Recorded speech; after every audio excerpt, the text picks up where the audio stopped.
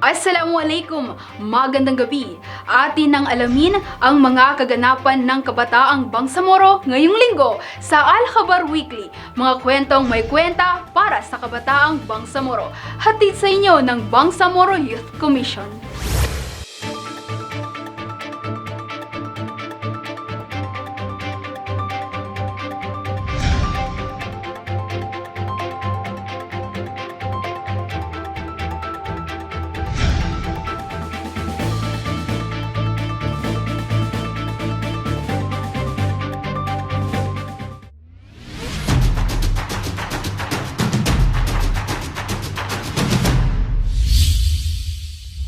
Ilang opisyal ng Maguindanao del Sur, Maguindanao del Norte, kabilang ang Cotabato City at SGA, minarkahan ang training of trainers para sa sangguniang kabataang mandatory training ngayong taon. Narito ang report.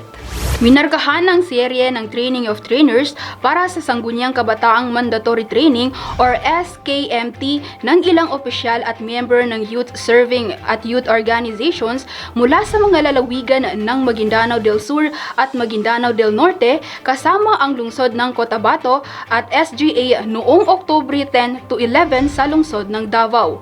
Bilang pagpapabuti sa kanilang kasanayan sa paghahatid ng training, ang aktibidad ay naglalaman ng iba't ibang sesyon kung saan nakatuon sa tinatawag na youth-centered approach. Tiniyak naman ni Fauzia R. Abdullah, Direktor ng Pamamahala sa MILG Operations, sa kanyang pahayag na magkakaroon ng sapat na suporta ang lahat ng mga naihalal na opisyal ng SK upang matiyak ang kanilang tagumpay sa kanilang mga tungkulin para sa pamumuno ng kanilang mga komunidad. Ang nasabing pagsasanay ay nagsimula noong September 6 to 7 para sa mga lalawigan ng Basilan, Sulu at Tawi-Tawi at sinundan noong Oktubre 4 to 5 para sa lalawigan ng Lanao del Sur kasama ang lungsod ng Marawi. Samantala, ang mandatory training para sa elected SKs ay magsisimula ng sabay-sabay sa buong rehiyon sa darating na Nobyembre 5 to 30. BYC Tawi-Tawi at iba pang institusyon nagsani-pwersa sa pagsasagawa ng communication education and public awareness on solid waste management. Narito ang report. Isinagawa ng Bangsamoro Youth Commission Tawi-Tawi ang programang Communication Education and Public Awareness on Solid Waste Management na pinangunahan ni Aiza Nazrin T. Sabal, benepisyaryo ng Kennedy Lugar Youth Exchange and Study. Katuwang ang iba pang stakeholders noong ika-10 ng Oktubre 2023 sa MSU TCTO Science High School. Layunin ng aktibidad na hikayati ng aktibong pakikilahok ng kabataan sa pamamahala ng solid waste para sa isa pang malinis at maunlad na komunidad.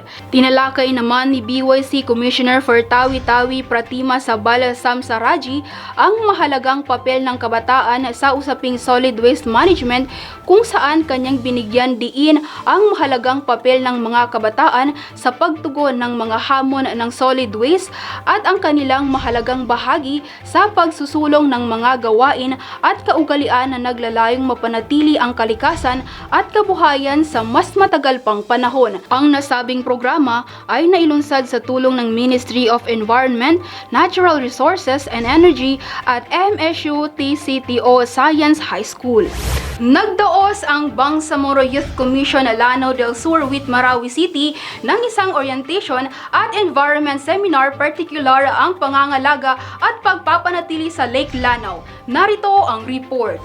Sa pagkikipagtulungan ng Ranao Youth Tanggol Kalikasan Incorporated at MSU Main Supreme Student Government, isinagawa ng BYC Lanao del Sur ang isang orientation at environment seminar Preserving Lake Lanao noong ika-28 ng Setyembre 2023 sa Marawi City.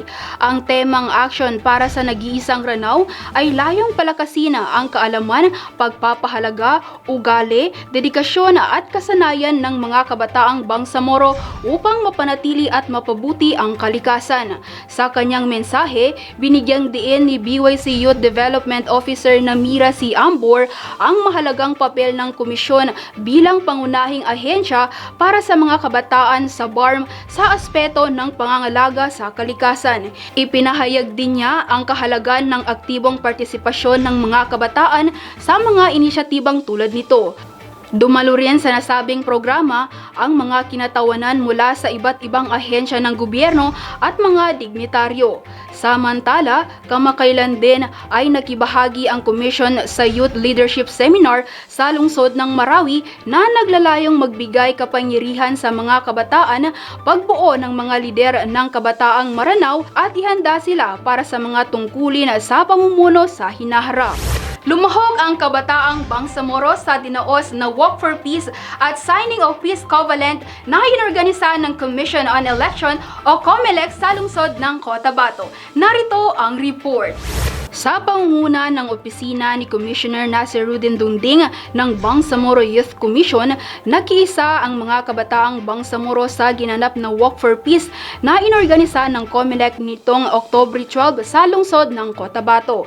Lumahok sa nasabing marcha ang mahigit 100 kandidato na tatakbo sa darating na barangay at sangguniang kabataang elections kasama ang mga opisyales at kawani ng iba't ibang sektor. Hangarin ng aktibidad na isulong ang tapat at mapayapang halalan sa lungsod.